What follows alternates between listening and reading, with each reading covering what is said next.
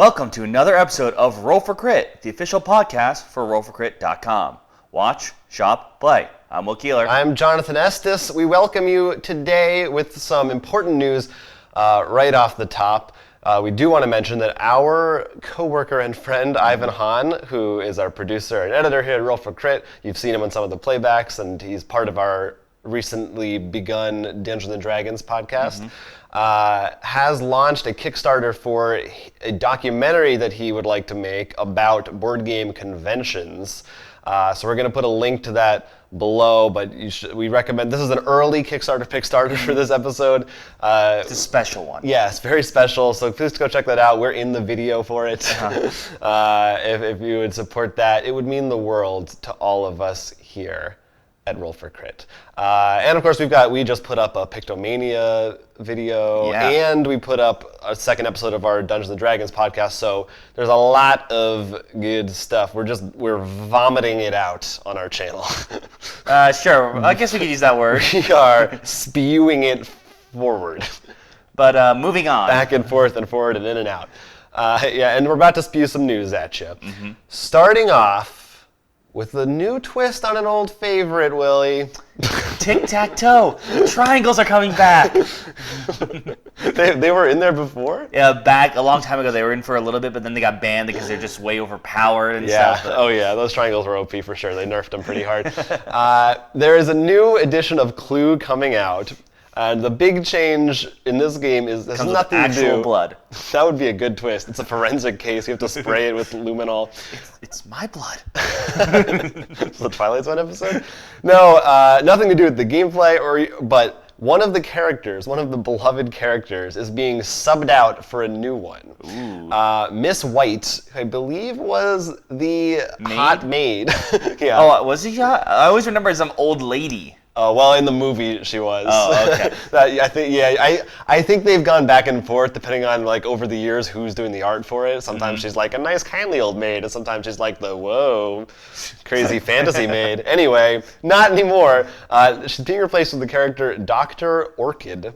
The reason this is significant is because this character is Asian, and it is the first, and just currently now only, non-white character in the game of Clue.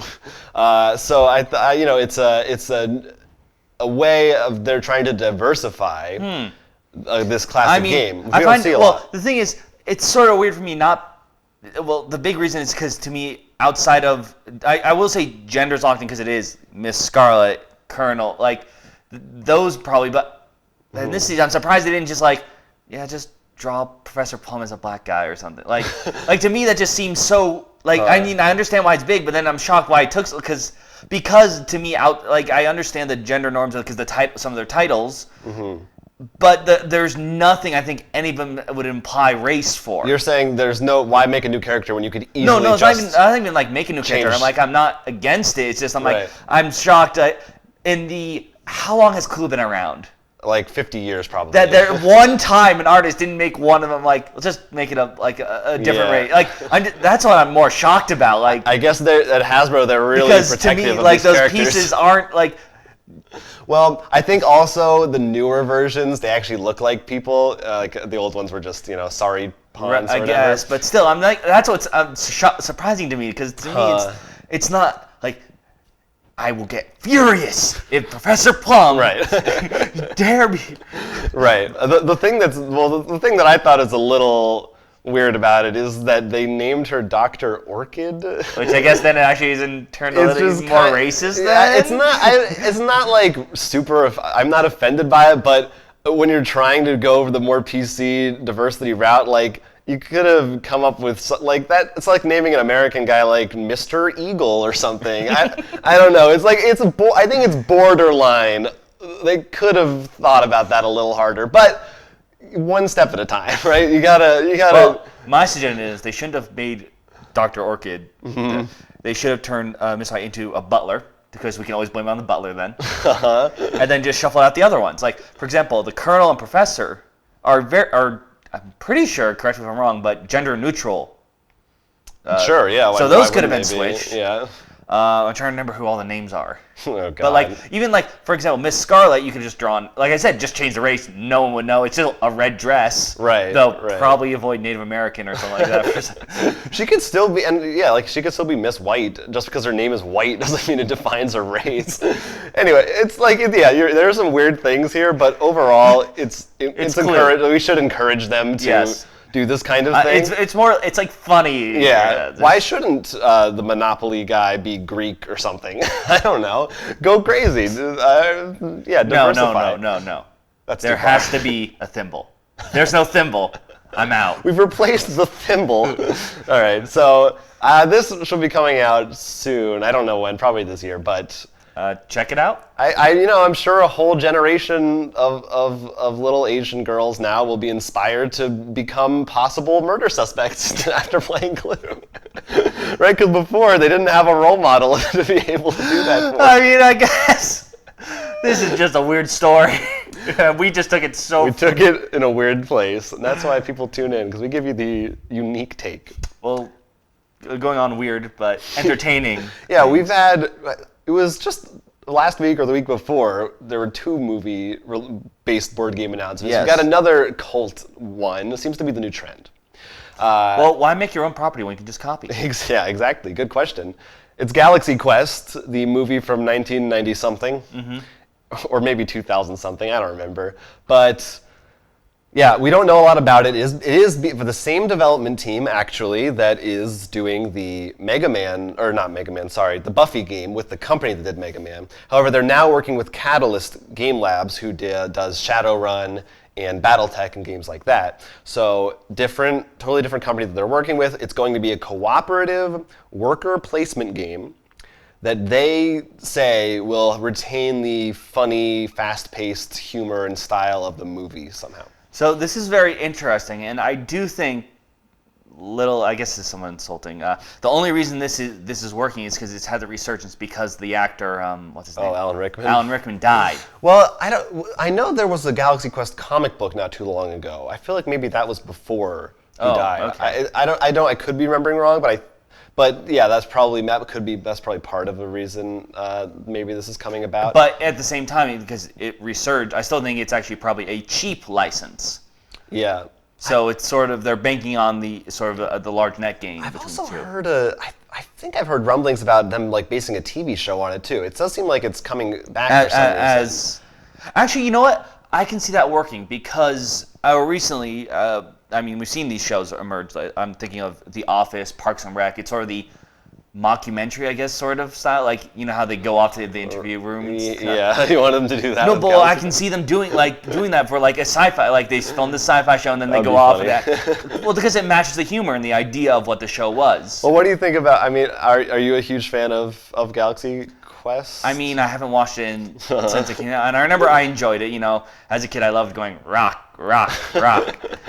I'm kind of I'm like a naysayer. I do like it a lot, but I feel like it's like a cult movie that it doesn't quite hit for me. Like I know a lot of people really do love it, but it does have some great stuff. It has a great cast. Yeah, I think I was satisfied by it. Sure. And I think, like I said, all these weird things why I think it's a board game.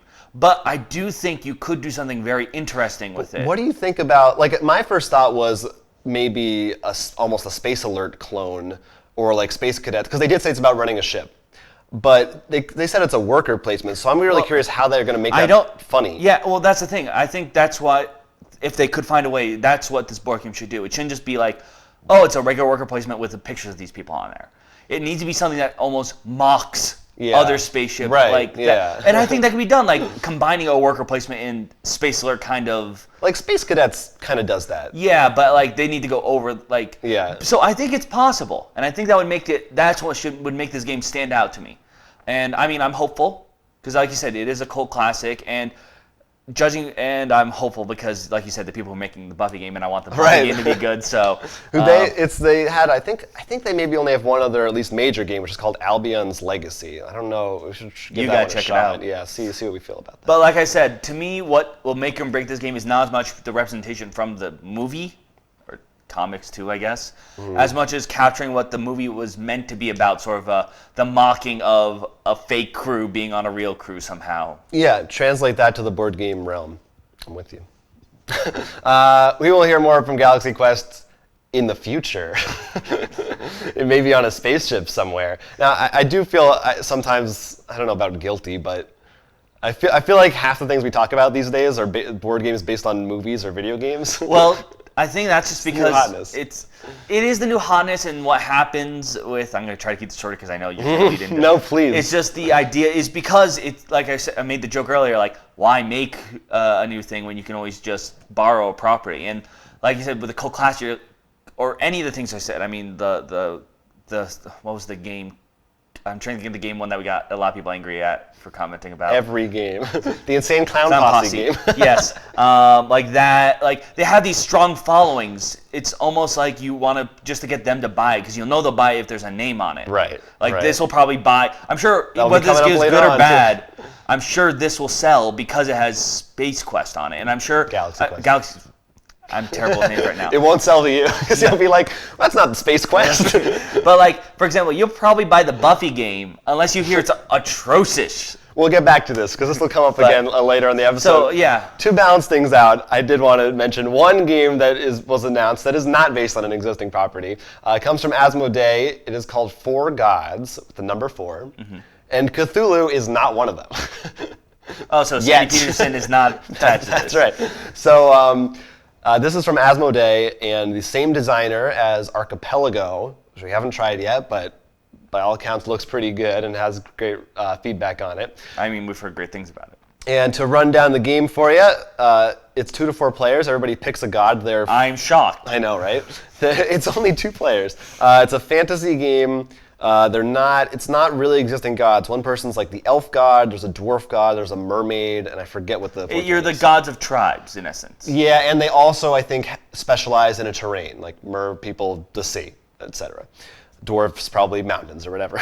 And it is a tile-laying game, and it is a simultaneous play, but there's some caveats. So basically, everybody has tiles of terrain, and you're building the world.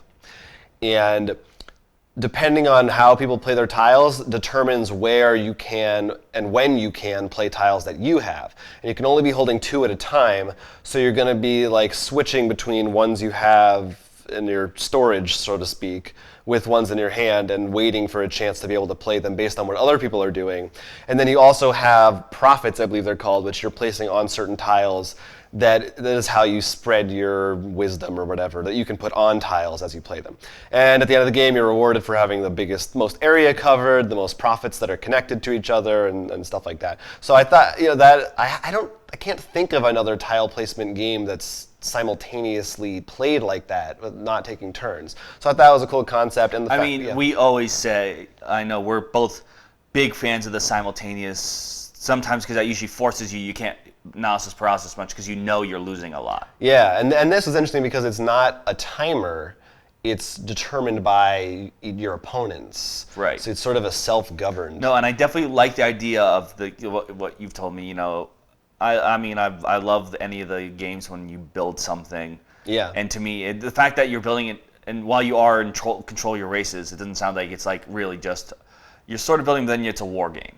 It doesn't sound like that, which I like that a lot. Like, it's not that was one of the things I really love when thinking back of Civ 5 is actually not playing the war as much as like the playing on the like trade routes, like the religions, things like that. I think is very interesting. So this sounds really cool. Didn't you wasn't one of your Kickstarters a couple weeks ago something about building the world? Because I remember I compared it to Hitchhiker's Guide. Yes, and So there was like one. that. I don't know if we talked about in this or not. I can't remember. Called Planetarium, which just ended. I think we did. I think so. Because I enjoyed that one. Go back and check. And that one's actually building more like a solar system and stuff too. So I do love that kind of. Getting to see at the end, here's our world we built together. Now this would sound like could be an interesting sort of a back and forth legacy game.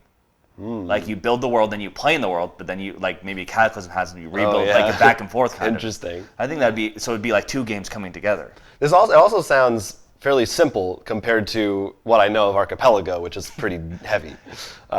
So anyway, we will get a chance to find out what it's like at Gen Con this year. Sweet. Retail later in the year. I don't think it will be for sale there yet, but maybe we'll find out. Yeah. But as we mentioned in the beginning of our show, we started our Dungeons and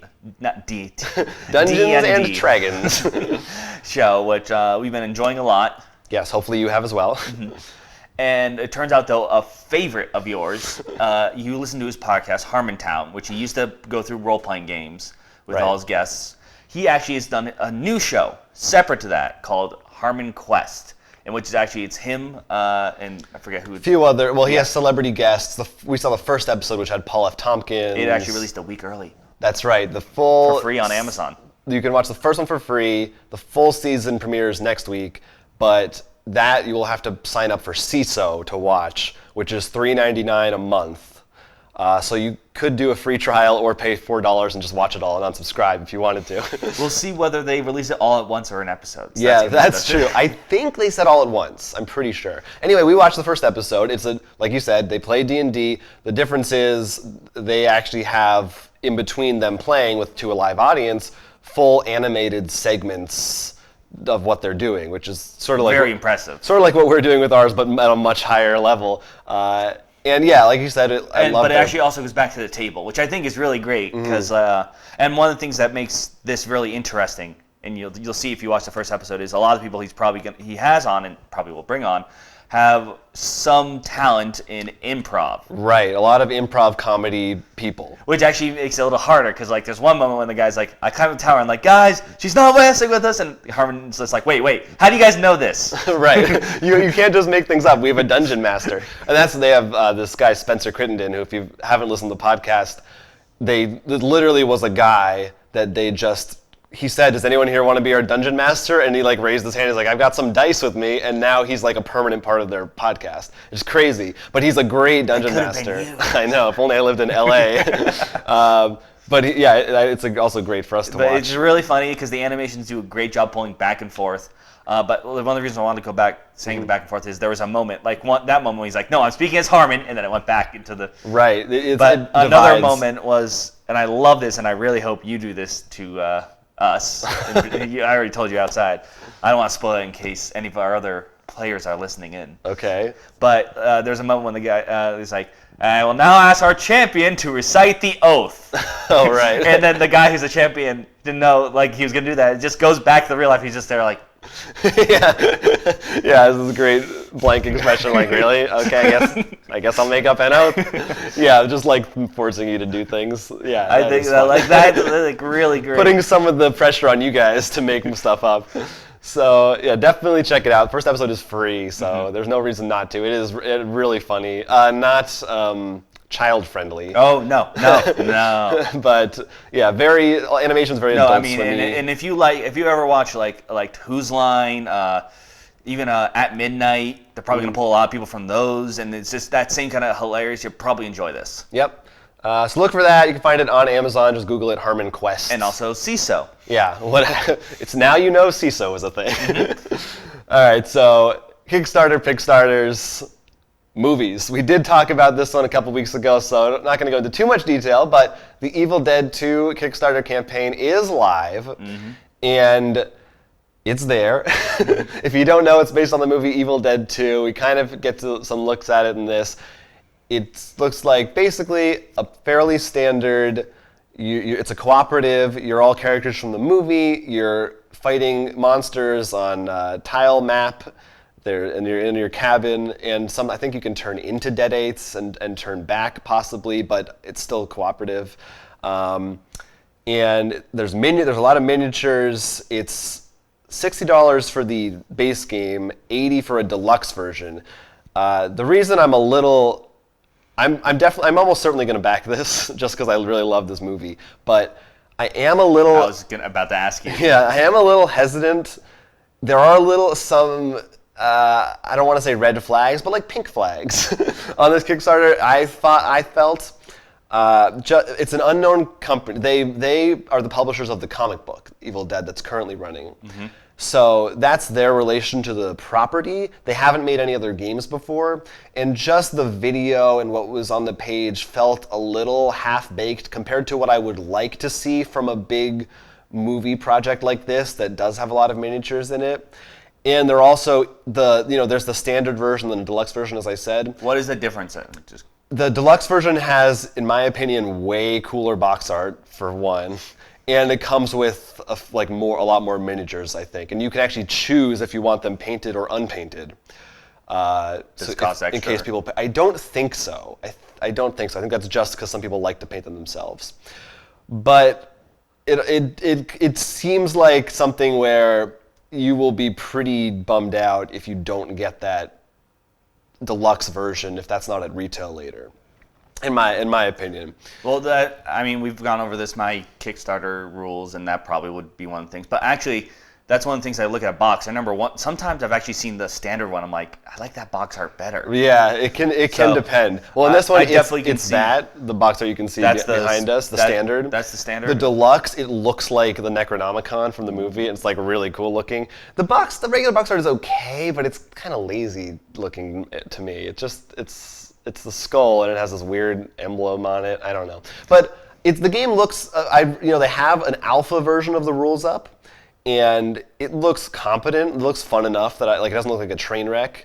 But we'll see. I'm hoping that they update and give some, because I know there's a bunch of stretch goals coming that they haven't announced yet. So, but is there also any early bird specials? There was, but they're gone. I was like 5 minutes. I was on the page and I saw one spot left for the deluxe version, and then I clicked and it was gone. Well, keep an eye out though, because I know plenty of times I've seen the early bird open up again, and then I click in there. Right. So Evil Dead 2, check it out if you are a fan. Games. Yes. I have another game with miniatures. Not as many though, I assume. This one's Giga Robo, and if you haven't guessed, it's about giant robots. And what I think is cool is the way the game works is you actually choose a pilot and a robot. Okay. Then put them together. And you actually have a little play area, and the play area actually has 3D buildings in it, in which you actually will run through, fight each other, and destroy the city while you're at it. Okay. And have environmental hazards and such. And the way the game works is you actually have cards that will have actions, but they're all in your hand, so it's not like drawing and you have to hope for yours. But they'll go on a cooldown, so you can't use them again. But certain cards will actually be like, well, this is in cooldown, something happens. So it's a much more fast-paced, and you always react to an opponent. Okay. So there's a lot more. It's not like I move 3, your turn. It'll be like if I move 3, oh, you're in my space. I react to by punching you. 2 players. 2 to 4. I should have mentioned. Sorry. And currently the base comes with 2 to 4 robots and pilots. Okay. But 4 different robots, 4 different pilots, and they all have their. You can actually look. They'll explain what each one's different. Like one actually specializes on cooldown, like taking advantage of the cooldown. One can reduce their own armor to get more resources. Like one is all about up close and personal, one's about counters. Okay. And then the robots, one has high defense, one upgrades halfway through the battle. Sounds like they've taken some cues from BattleCon a little bit. Sounds really cool that way with the mixing the two together. I think that was really clever and makes things a lot more interesting. There actually is, if you back this now, an extra pilot you get. And I believe stretch goals for 2 new robots and pilots. That's important. So I think that's more really robots. Cool. Yeah, and I thought that was just really fun. The idea of an actual destructible board, so to speak, a much more back and forth battle. With mechs, because I feel like, in terms of kaiju, so to speak, and giants, there aren't that many, I think, out there. And I'm not counting Cthulhu Wars and stuff. No, it's other than miniatures like HeroClix and stuff. And the King of series. Oh right.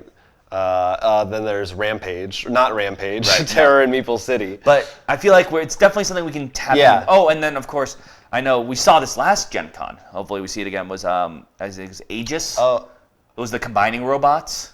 Oh yeah, I thought you were gonna say Attack on Titan, which is sort of like that. I feel like once again that's like Cthulhu. It doesn't count because it's not meant to be kaiju in the heart. It's not really about it's just a bunch of big things. Thing. There's one big thing, and really, if you think about it, you're climbing the big thing. It's just another board. Right.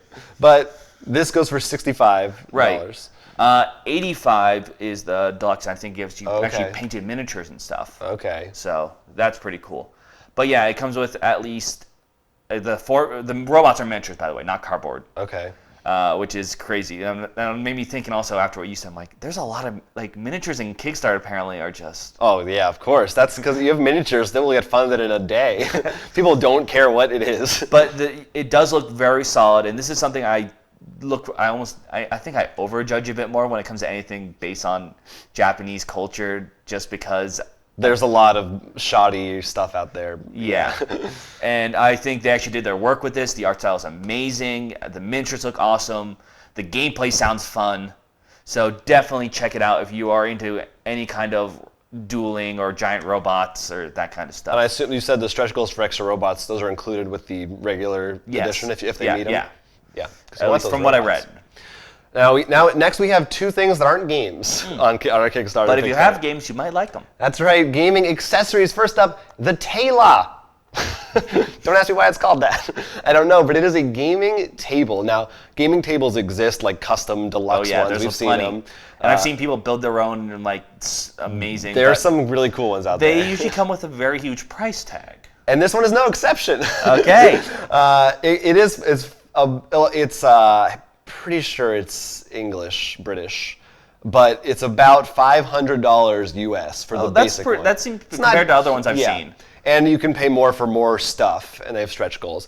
But what I really thought this table was cool, and there may be other tables already that exist that do similar things, but what this one does, it's a dining table and a gaming table. So it has an indent, and then there's a layer on top. It's made of solid wood, and you have leaves that you can put on top. So if you need to take a break during the game, you can actually put it over the top of the game, keep everything preserved, and eat food, and then go back to it. That's actually amazing. Yeah, because we have that. We do that all the time, well, except we can't. So we use another table. Yeah, we find another table, exactly. And it's not all or nothing. So you could have half of it as food, half of it as games. I was actually about to suggest that, judging by the picture, which I know would be a big deal, because considering a game like King of Tokyo, not that much space it takes up. Right, exactly. So you could actually have that there and set up snacks on the other end, or drinks and stuff. And it gets better if you want snacks and drinks. It also comes with cup holders, I'm guessing. Cup holders. Mm-hmm. And now, addition or with the base? I think you have to get higher tiers for these. Okay.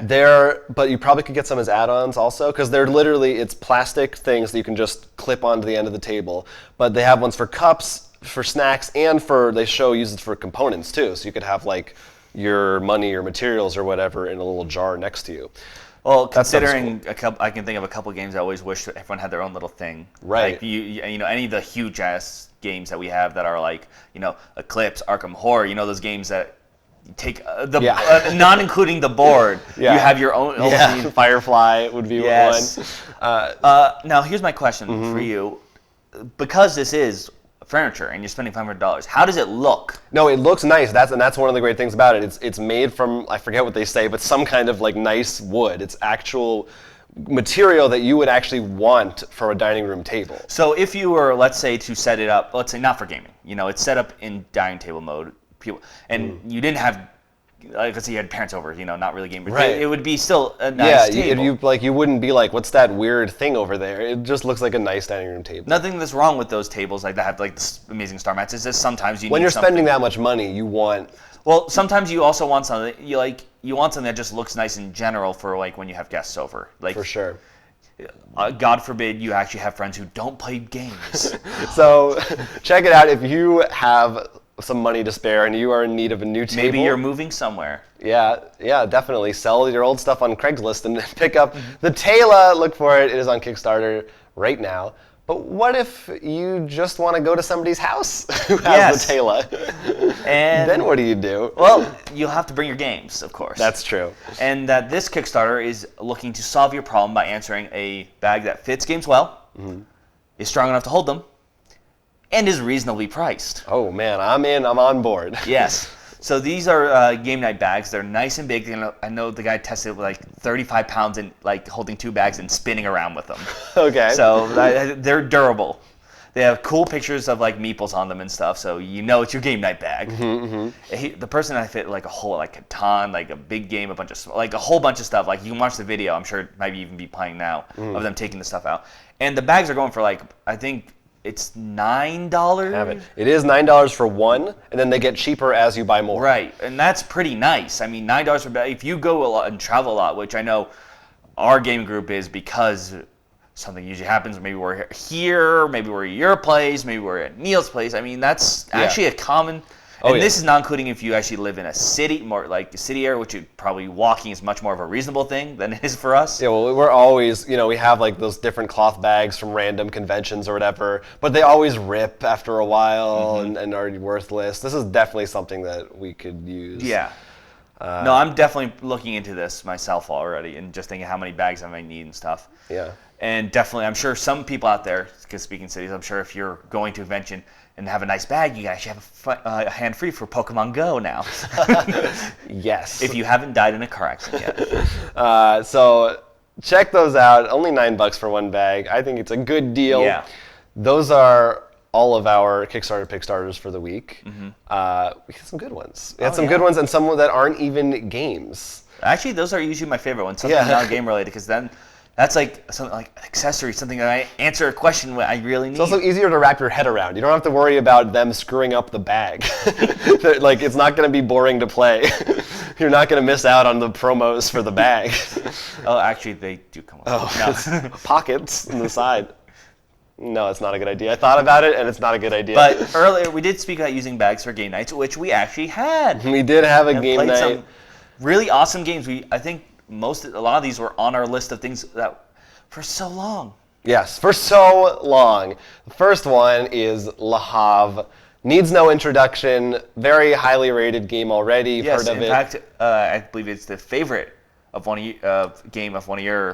Jeff Kanata from Totally Rad Show and other podcasts, at one point I know cited it as his favorite game, along with many others. It is from Uwe Rosenberg of Agricola fame which we have played. Oh yes, quite a bit. Caverna we haven't played. Patchwork we've played. Anyway, this is in the same vein as Agricola and Caverna. You have ships, you're buying goods, you're selling goods, you're trying to make the most money, and you're also buying and building buildings with different materials. And you can starve. Yes, and you have to feed yourself as well, which is always a plus. We shouldn't, this is kind of like talking about Citizen Kane, you know what I mean? Like everybody, I think most people watching this are probably familiar with it, although this was our first time. So from that perspective, we can talk about what we like. Well, I think we need a disclaimer first. Yeah, this wasn't our fault. No, it was not. The person who learned the rules for this game learned them incorrectly. Well, they set it up wrong. Incorrectly. So the buildings that came out, you're supposed to only be able to buy the buildings or build them in a certain order. They had them arranged in the wrong order. So our first few turns were sort of. It was a little skewed. We had some weird. The pacing was not what it should have been. Right, and. The reason, that's why I wanted to mention that disclaimer, because to me that was really my only issue. Because once we figured that out, I'm like, well, the one thing I was annoying me about this is obviously not there. Right. So just keep that in mind as we talk about it. No, but outside of that, I thought it was like a lot of fun, because I can see if that didn't happen, and we were able to not worry so much in those first 10 rounds. Right. Like we would have had it would have been even better. I can see why, like as you said, Jeff Kanata said it was his favorite game, and how you said this was Citizen Kane. I really did, like once we got to the end, enjoy it. And if we had the early part, I think we would have been enjoying it the entire time. It is. So it is. It's interesting because it's kind of a heavy game, but kind of not at the same time. I guess Agricola is the same way. It really is. I would lean it towards heavy, but I think because it's simple. The rules are straightforward, but the strategy is very complex. That's why I lean it towards heavy, because it's definitely something. I mean, we've seen it when we played it. Whether we were wrong, there was. I think this wouldn't be removed if we changed it. Analysis paralysis. For sure, because without the analysis paralysis, the turns are actually quite fast. Oh, how many times was there like, well, it's your turn, fish. Oh right, yeah. I'm done. Just yeah, you really only have max two things to do on your turn, and it just moves. But to me, one of the things that also was hilarious, and I don't know. The rule, because the way we played it might not have. Again, we gave our disclaimer. Yes, the person who read the rules did read online about it, and it was like, I read online, like everyone ends the game with like 7 loans and stuff, and like I know for me, I was just like, a loan? No. Right, you can take out loans if you don't have enough money, and that just obviously seems like a bad thing, because then you're in debt. It does remind me of like when you said how it's weird how going bankrupt helps you. And right, stuff. it's one of those weird rules you have to get your head around, where the common logic isn't necessarily the way you should play. Like sometimes you have to hurt yourself. It's got to get worse before it gets better, basically, which sometimes I find very off-putting. But because in this game none of us really did it, it didn't come up. Well, yeah, and I don't think in this case it's too bad, because unlike that one, the loan is pretty obvious to understand. Like the pay money, it's pretty straightforward. Like compared to that one, because the other one we mentioned is, I don't know why. And that, we'll talk about that if we ever actually play and bring a clips to the table. But right. We're here about Le Havre. But other than that, yeah, I liked it a lot. There are a lot of my biggest issue. I definitely think this is a game. Also, again, like Agricola, you have to, it helps a lot if you have played it a few times, because like knowing what every building actually does and when they're coming up, what and which goods do what. Right. Yeah, helps a lot, because I definitely felt overwhelmed by there's so many buildings, and I just at a certain point I just got lost. And then like by the time you realize that like how the ships did, like there weren't any left for you. Right. Like, but it's funny because in the end I felt terrible, but our scores were all like 20 apart. It was a very even spread. And I only beat you because I bought a luxury liner in my last turn. Right, so it was interesting. And also the other funny thing about this is because we had before this. And I did not win though. That should. Right. Before this, we had already played the Tasty Minstrel game Havre, and now retroactively realized that that's kind of a light parody of this game. Mm-hmm. At least I assume it's intentional. It seems so close. Yeah, how can it not? They're very similar, which is kind of funny. Made me want to play that game again also. So if you haven't tried it, try it. It's and play it right. It definitely has that Uwe Rosenberg. It's punishing. It's very thinky. Like you will, but for what it is, and it didn't take us that. Like it took us what the box said it took, more or less. So for once. Yeah, it wasn't too bad. Not because the boxes are wrong, because we're terrible. Yeah, because we're terrible. So we played another game. Mm-hmm. The other game that we played, very different, was Kingsport Festival. Yes. This is one I actually got last Gen Con, and I've been dying to play it. Explain it for us. Yes. So the idea is you're all cultists, not working together. It's not cooperative. Mm-hmm. And you're in Kingsport, and you're trying to, gain the most power around there. And you're going to do that from spreading influence, pledging to different elder gods each turn, trying to survive raids from investigators. So now I'm saying, another Cthulhu game. What makes this one so special? Nothing, I'm sorry. well, see you next time, everybody. This definitely plays differently. One, at least from what I play. Usually, a lot of the Cthulhu games, I usually think playing from the investigator's point of view. Mm. Or at the very least, both sides. Or sometimes the gods themselves. Yes. What this did, and I think one of the biggest comparisons, as you and Garrett both said, is it plays like a tech tree. Mm. Because as you're gaining influence on the board, depending on where you are, you'll get special perks.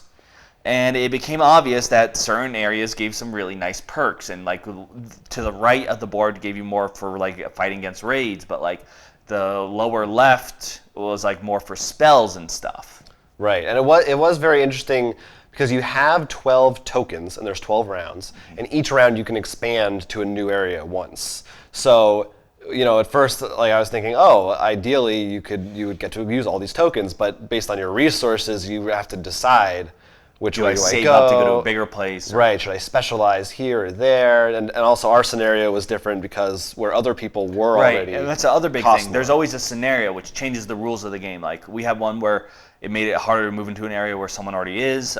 Some of the other scenarios are like you can't expand into certain things without an extra thing, or you get hurt more with raids. But at its heart, it's a dice game, right? Yeah. Because in the end, the big thing is you pledge to gods. This is how you get your resources. And to do that, you each have 3 dice. And this is where it becomes very interesting. You roll them. Mm-hmm. Whoever has the lowest value in total goes first. And using your dice, you pledge to different gods. They have different values, 1 through 19. Right. And of course, you'll get spells because you can't roll 19 on 3 dice. Right. At least not 6-sided dice. And you can choose to either put like all in on 1 or like spread them out. So you have to match. So for instance, if you have a 6 and a 4, you could either put them on the 10 or on the 6 and the 4. Right. But if someone was already pledged to that god, you can't. Right. So there's a lot more of, I can lock you out from this one, or am I afraid that this will get locked out for me? It reminded me a lot of Roll For It, that dice game. It kind of takes that scenario into a more heavier realm. That was the most fun part for me, was figuring out, how do I divide up these dice and where do they go? And also, so it's a big dice rolling resource management with a tech tree involved. Yeah, which sounds like a lot, but it's a pretty simple game. No, actually, I think it was the most complicated thing is just, I think, understanding, your dice and where you can go, and the spells. Yeah. But yeah, really, it's not that complicated. Yeah, but it was fun. It's kind of funny because we just played Ancient Terrible Things, and they're a good double feature. They kind of except I didn't screw right, up. We didn't screw this one up. Yeah, we screwed it. We didn't even talk about it last episode because I screwed it up so bad. Right. So when we play it right, we'll talk about it. I don't remember if we did. I thought we did talk about it. I don't remember. Well, probably not in full like we do. But anyway, this was cool. I will say I loved the artwork of the gods on the cards. The other thing that's really big about this, I should mention, that I think almost to a fault, I'm going to argue a little bit. Yeah. They put a lot of detail in the back of each Elder God. You can flip it over, explains their ability, but then a whole at least paragraph on who the god is.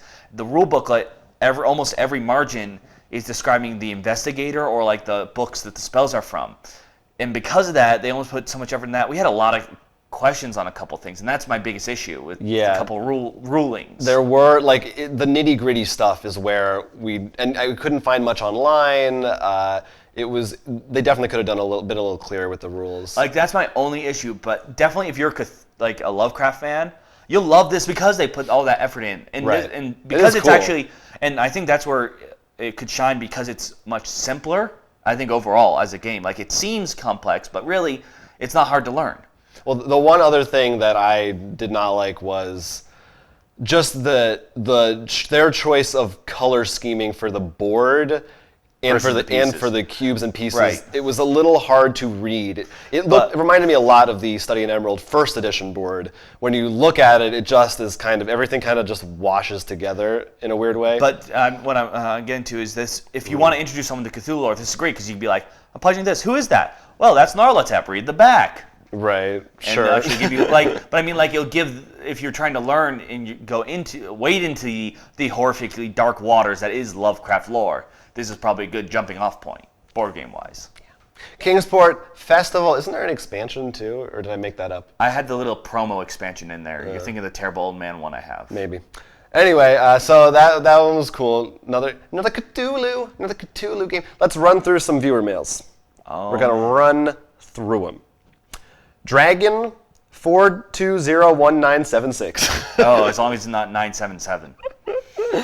Apparently, we incorrectly we talked about this character from Ash's Rise of the Phoenix Born. I think we said Diana, and the name was Demona. Oh, my mistake. Demona Odin Star. Sorry. Whatever. I'm sorry. I haven't made a deck with her yet, so I'm not really used to thinking. Big deal. Thanks for your corrections, though. Keep sending them in. Next up, Shatsy Shell. Now, that's a good name. Shatsy Shell's got something for us. He's going to be saying that name for the rest of the night. Has some actually a really good tip for a betrayal at House on the Hill. You know how we complain about your little stat boards, how annoying the clips are that always fall off all the time. Their advice was to put tape on it to make the boards thicker. Oh. And then they will actually, that's really nice because it also laminates it so you don't have to think about tearing as much. Yes, so that's actually a very good idea. Good tip. If you have any more tips like that, that's a life hack. Board game life hacks. Last week we talked about political games, or I think it was last week. Rico Cordova says that's a difficult. He finds things a difficult subject to build a game when we were around. talking about how close and I forget what game it was. It was the suffragette game. Right. Yeah. He thinks he lists Twilight Struggle as an example of the best example, which I think is interesting because that's also very far removed from the period the game takes place in. But he's impressed at game designers who can make a good game out of these topics. Most games he can see, says he can figure out, see how they went about creating this game. Political and historical games, nope, I'm always baffled. Yeah, and I get it's true. It's like there's a lot. It's a much different headspace than just the kind of a fantasy or any other milieu. Well, yeah, and actually, just recently, I think it was this week, they uploaded another one of the videos I watch a lot. Extra credit. I'm pretty sure I brought them up multiple times on here. But they just talked about a video game that came out. I think it was like called Revolution 19, like about like the revolution in Iraq, and they said it like they called it what they think is one of the first successful documentary games, and like how they think they did it right. Which is interesting because I think a lot of the points could be brought over to a board game, and like some of the things they brought up was like the character you were was you were a news reporter. You weren't one of the central main characters. You can't change the line of history. You're sort of stuck there. But you still had to interact with like your father, and like your brother was a soldier, I think they mentioned, and stuff, and like and how the war was affecting them. And like it's like the historical fiction of right. Yeah. So sort of like maybe that's the way board games go. Not as much playing as I'm the United States, you're the Nazis, but more like right, like you're just a bystander. Yeah. Or you're Johnny Tremaine. Like in that way you can't really change the rules of history, so to speak. Yeah, I like that. But it's definitely check it out if you're interested in this, what we're talking about here, because I think they are very connected. Extra credits, on YouTube. Falcon Ash K listens to our first episode of our D&D podcast, Myths of Malocus. Thank you for listening. Very, he's very interested, and he asked me a question. Oh, do I need to cover my... No. Okay, good. He says, what is the name of the world that your campaign takes place in? That's a great question. I haven't named it. Let's hold the contests for people to be able to name it. To be honest, the way we've kind of been playing it is that I think it's like an alternate version of the Forgotten Realms. Well, I just assumed it's like, Earth 616. This is like Forgotten Realms 55906. Right, because I mean, because you guys looked up stuff for your backstories, and some of them explicitly reference cities and gods that are in that realm. So it sort of feels like that should be how it is. Because you didn't really tell us too much how to shape us. That was the other thing. You gave us too much room. Right. Well, but I mean, I don't think there's anything wrong with that, because I do think by making it like I jokingly said, but in all seriousness, like Forgotten Realms 55955 is because there's other scenarios, and you could just be like, okay, we're going to do a demon scenario and do something like it's closely connected to the book. Was it Into the Abyss, I believe, for example? But you could be like, okay, I did make some changes in my world, like right. Well, that one of those Dungeon Master podcasts I was talking about a few weeks ago, they recommend for building a world, you start small.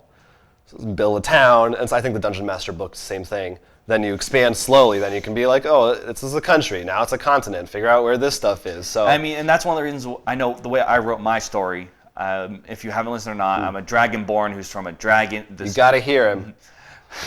From this city. I believe I mentioned the name of the city, but not much outside of that.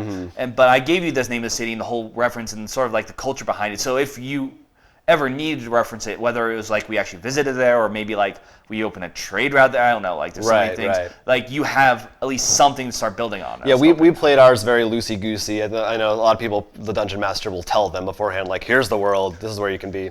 We did it very freeform. But off the top of my head, just going, if I had to name it, I think I'm going to probably call it Glormpus.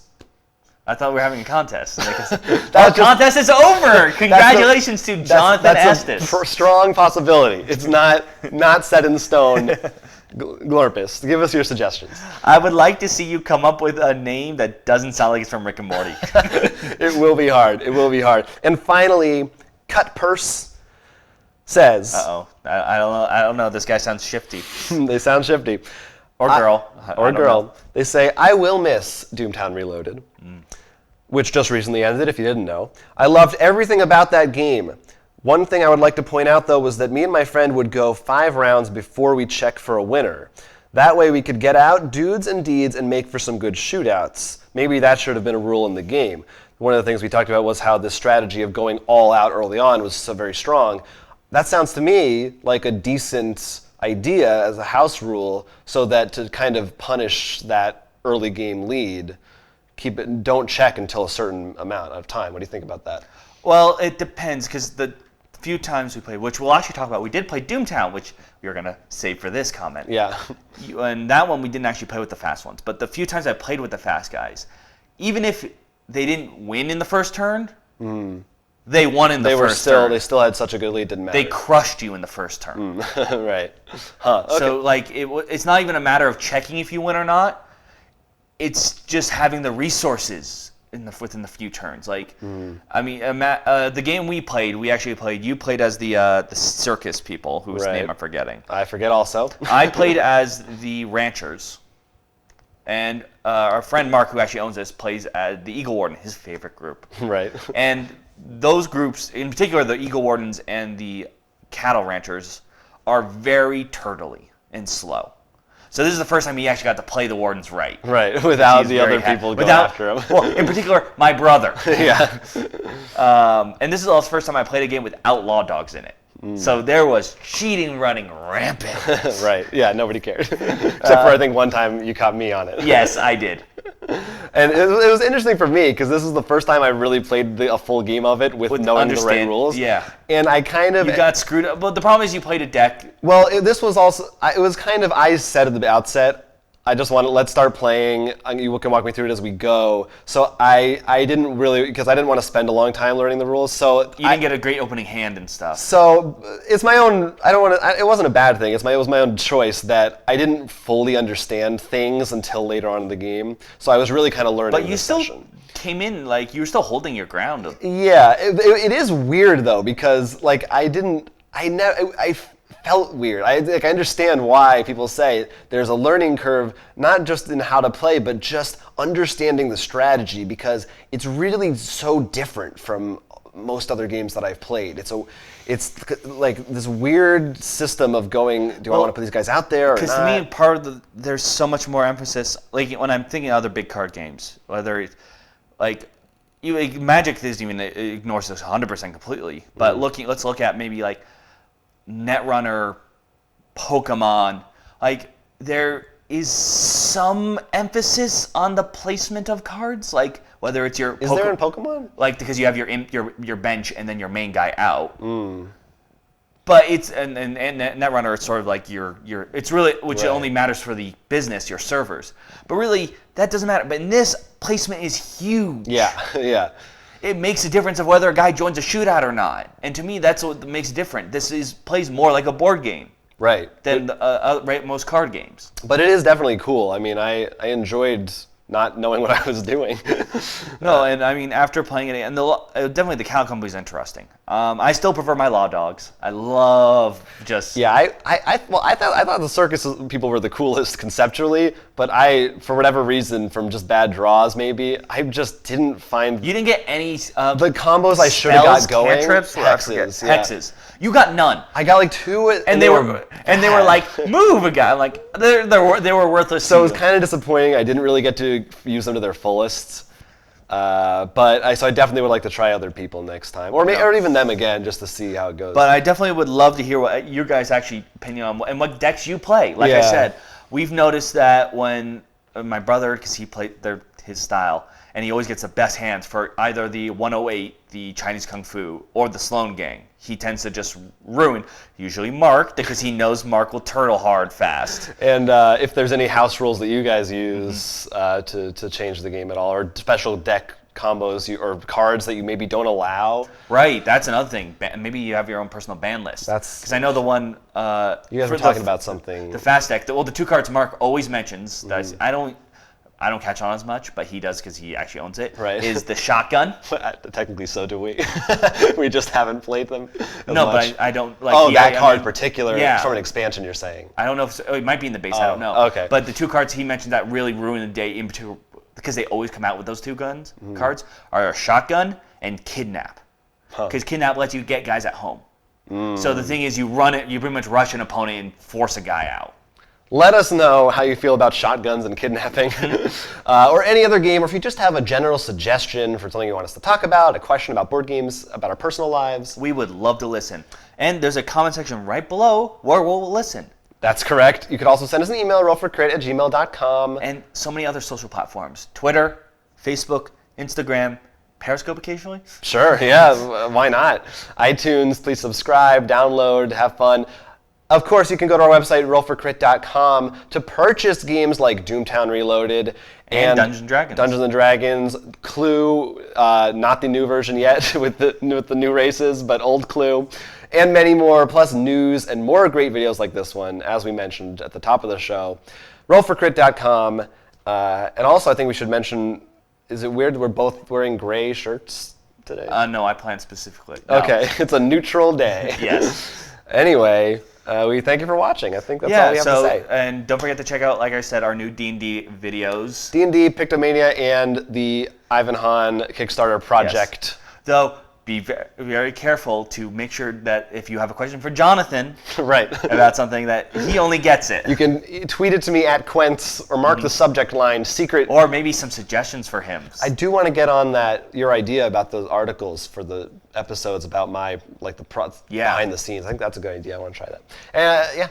But for now, I'm Will Keeler. I'm Jonathan Estes, and thank you for watching Roll for Crit.